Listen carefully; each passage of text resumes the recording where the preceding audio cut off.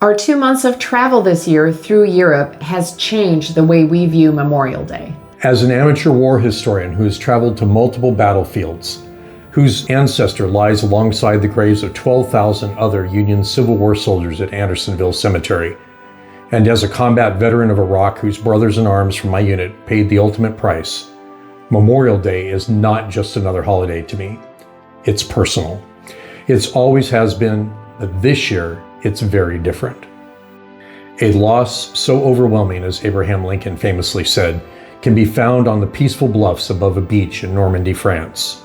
It is remembered and cared for by those whose liberation was paid for by the blood of Americans in the Netherlands. And if we can find compassion in that every marker and memorial honors someone who was loved as a son, daughter, husband, wife, father, regardless of side. If we can feel their pain, cry their tears, imagine what it was like to lose someone so tragically, then maybe we can say, never again. And these places we're about to show you will be the last of the memorials and markers to so many lives lost.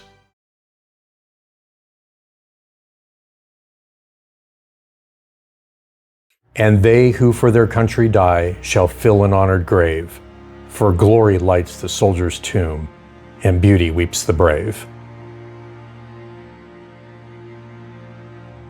We arrived in Normandy in April 2026 after having spent the previous 3 months on our first leg of full-time world travel after retiring at the end of 2025. It was my second visit to Normandy, but this time with my wife Jill, as we followed her grandfather's World War II journey from Omaha Beach in 1944 and beyond. No visit to the D-Day battlegrounds is complete without paying respects to the men and a few women who gave their lives for the liberation of Europe and are buried at the Normandy American Cemetery. Here you can look out from the endless rows of white crosses down the bluffs to the sands of Omaha Beach below. 9,389 American graves remain in Normandy, and many of those who died are buried just a short distance from where they fell during the famous battle. This is truly the hallowed ground of heroes. The names of the dead are inscribed on the white marble crosses, Stars of David, and near the entrance for those who are still missing, lost somewhere in European fields and beneath the waves of the sea nearby. A short distance from this famous cemetery is an obelisk dedicated to the men who were killed on D-Day from the 1st Infantry Division, the Big Red One. Many were buried at the National Cemetery. Others were shipped back home at the request of the family after the war ended. One name on the memorial stood out to me. A 26-year-old soldier the same age as our youngest son, and was the uncle of a dear friend of ours from church in our hometown of Palm Springs. That name was Harsh, Roy L. PFC Harsh was killed on June 7, 1944, having survived the initial landings in Omaha Beach with the 26th Infantry Regiment. PFC Roy Harsh had made it to the top of the bluffs, passing the dead and dying at Omaha, before a German soldier attacked with a submachine gun, killing Harsh and several other men from Company C. The men of the 26th Infantry returned fire, killing the lone German who had ambushed Harsh and the others. Roy Harsh would be buried there within sight of the spot where he had died for the remainder of the war. After the war, his body was shipped home at the request of the family and buried in Washington State. The price of freedom was paid in blood and the loss of a life that was never fully lived. PFC Harsh, you and your sacrifice are not forgotten. A short distance from the famous American cemetery near Omaha Beach is a place most Americans never visit when they are in Normandy. That cemetery is Lacombe German Cemetery and holds the remains of over 21,000 Germans and Axis soldiers who perished in the battle for Normandy. Maintained by the Volksbund, the German War Graves Commission, the thousands of German markers at Lacombe surround a giant tumulus topped by a large dark cross of basalt lava. This marks the final resting place for 207 unknown and 89 identified German soldiers, interred together in a mass grave beneath the mound. Perhaps, somewhere here in this cemetery, lies the German soldier who killed PFC Harsh near Omaha Beach. As Christians, we are taught to forgive, and even this man deserved forgiveness as Christ has forgiven us. I know PFC Harsh's niece, our dear friend in Christ from church, though saddened by all this, would agree. That German soldier was someone's son, and back home, a German mother somewhere grieved his loss. Following Jill's grandfather's route further into Europe, we would next find ourselves in the small town of Heerlen in the Netherlands. It was here in Heerlen that her grandfather, a captain and a doctor with the 111th Evacuation Hospital, would spend 5 months of the war before following the 9th Army into Germany in late March of 1945. Captain Ditch and the 111th Evac would receive over 12,000 casualties from both sides, saving most but losing some, including one of their own. For those who died of their wounds there at the hospital in Heerlen, and 18,000 others from battlefields east on into Germany, their final resting place was nearby at the Netherlands American Cemetery at Margraten. Like Normandy, this now beautiful piece of hallowed ground contains the graves of 8,222 Americans whose families chose to leave them buried in the place they knew as Holland. Yet what makes this place so unique is not a single soldier has been forgotten about in the 80 years since the end of the war. Even when American families and their descendants moved on from the loss that were so overwhelming, the Dutch people did not. Every single grave has been adopted by a Dutch family in memory for what all these Americans did for their freedom in 1944 and 1945. 1,000 other Dutch are on a waiting list to take over if any of the current adopters no longer are able to care for the graves. The average wait time for that opportunity is 7 years. What began in 1946 with bereaved American mothers writing letters to the town of Margraten asking someone there in the Netherlands to place a flower on their loved one's grave became a program that has now lasted for the last 8 decades. Some graves have been cared for through multiple generations of the same Dutch family since 1946. One such grave is that of Woodford Fields, a surgical technician with the 111th Evacuation Hospital who was tragically killed in Germany just as the war ended in 1945. His wife received news of her husband's death the same day she learned her brother had also been killed in the Pacific. What overwhelming grief she and Fields' parents and siblings must have gone through just as the war ended is unimaginable. A light snuffed out when the silence of guns was just hours away. This young man, who would have known Captain Ditch, never made it home and is the only known casualty of the 111th Evac to die during the war. His Dutch adopters, the Van Wissen family, has had 3 generations caring for Woodford Fields' grave since 1946. We spent a Sunday afternoon with them visiting Fields' grave at Margraten, thanking them on behalf of the descendants of the 111th Evacuation Hospital and the Ditch family for caring for this lone fallen soldier from the unit. America should never forget their soldiers who are buried here and should honor the Dutch for their overwhelming kindness and care for all the Americans who lie at rest in the peaceful country they liberated in a place called Margraten.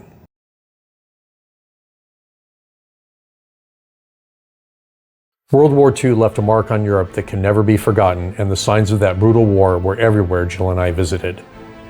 After leaving the Netherlands, we crossed into Germany and arrived in Berlin. It was here that the Nazi regime was finally defeated, and 200,000 plus soldiers on both sides and civilians were killed in that final month of the war as the Soviets crushed Hitler's Third Reich. In Berlin are the graves of over 9,000 Soviet soldiers who are buried in 2 locations: Tiergarten near the Brandenburg Gate and Treptow Park a bit further away. The Soviets lost 81,000 killed and missing in the battle for Berlin. They suffered more casualties in this single battle than all the American soldiers killed during the Vietnam War. Jill and I visited the memorial at Tiergarten, where Soviet T-34 tanks stand guard over their fallen. Unlike the American cemeteries at Normandy and Margraten, the Soviets are mainly buried in mass graves here in Berlin. Later in our visit to Berlin, I ventured out on my own to Treptow Park, to the other Soviet memorial and mass gravesite. There, as you enter in, is a statue of a grieving Soviet mother, the USSR counterpart to the grieving American mother statue at Margraten, 400 miles away. As you move towards the main grounds, you pass by 2 pairs of kneeling Soviet sentinels with their PPSH-41 machine guns and red granite stylized flags. Looking south, you see the main memorial and mass grave area, and at the other end a monument of a 12-meter tall Soviet soldier with a child in his arms and sword standing over a broken swastika. Flanking this area are various stone reliefs, including one that shows a family in Russia saying goodbye to the flag-draped body of their loved one.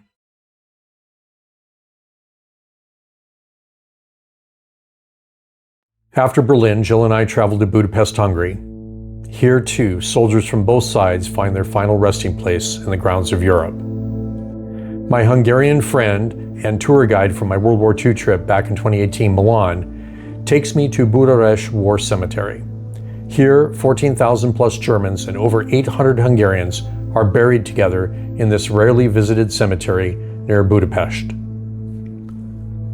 Like Locum and most of the other German war cemeteries, graves are rarely individual, but each marker holds 2, 3, 4 bodies, and sometimes more in mass graves. No statues or patriotic memorials exist for these Axis cemeteries like you find with the Allies. There is no glorification of the sacrifice in war here, but a hope for peace in the future where trees are planted as symbolic markers for a better tomorrow. Some miles north, Milan takes me to a small, almost forgotten cemetery filled with the graves of Commonwealth airmen from Great Britain, Canada, New Zealand, Australia, and South Africa. There are even some Polish graves here too. 173 graves are in this small location, and there isn't even a sign at the entrance as you enter in. On some of the gravestones, down towards the ground, are messages from loved ones to their sons, husbands, brothers, buried here in the soil of Hungary. RAF pilot J.L. Nicholson, who was killed in action on November 22, 1944 at the age of 23, on his grave marker is written, "Treasured only child of Berta and late Charles, the Lord bless thee and keep thee." How the news must have devastated this British mother losing her only child in a war. Pilot Nicholson, you are not forgotten. The Polish graves here are of pilots who flew missions, dropping weapons and supplies to their countrymen who rose up against their Nazi occupiers during the Warsaw Uprising of August and September of 1944. These two crew members were on just such a mission when their British-supplied Halifax bomber was shot down over Hungary by German Luftwaffe fighters.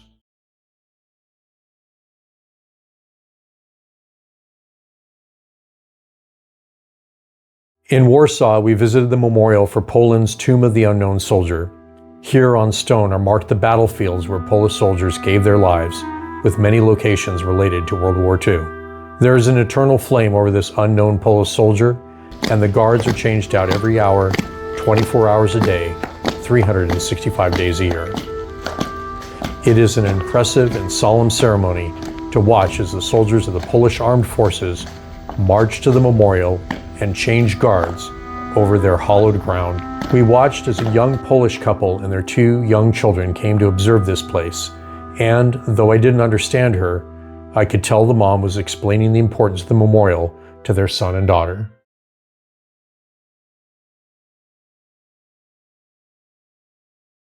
As Jill and I crisscrossed Europe, seeing the many graves and memorials to the fallen soldiers in World War II, the most heart-wrenching were the civilian markers and memorials to the murdered Jews and others by the Nazis. Stumbling Stones, the largest decentralized memorial in the world, includes 95,000 4-inch brass square markers in 1,200 European towns and cities that mark the last known residence of Jews, Roma, and others murdered by the Nazi regime. We encountered them in Herlin, Berlin, Budapest, and Warsaw during our travels. In Herlin, they were next to a Jewish memorial. In Berlin, they were literally right outside the door of our hotel. We saw them too in Budapest and choked back tears as we looked at the Shoes on the Danube memorial where 20,000 Jews were executed along the riverbank after removing their shoes in December of 1944 and January 1945. In Warsaw, our last stop before Memorial Day this year, we also found the stumbling stones that were first to be placed in Warsaw as part of the memorial. A short distance away was a memorial to the Warsaw Ghetto and part of the original brick wall where 380,000 Jews were sealed inside during the occupation. 80,000 died in the ghetto before the rest were deported to extermination camps like Treblinka and others. Near our hotel on the ground was this brass relief which marked part of the boundary of the ghetto.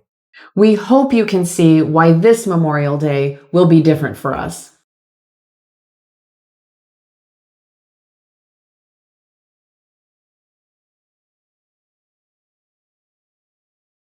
We would love it if you would share this video with your family and friends this Memorial Day weekend. May God bless you all.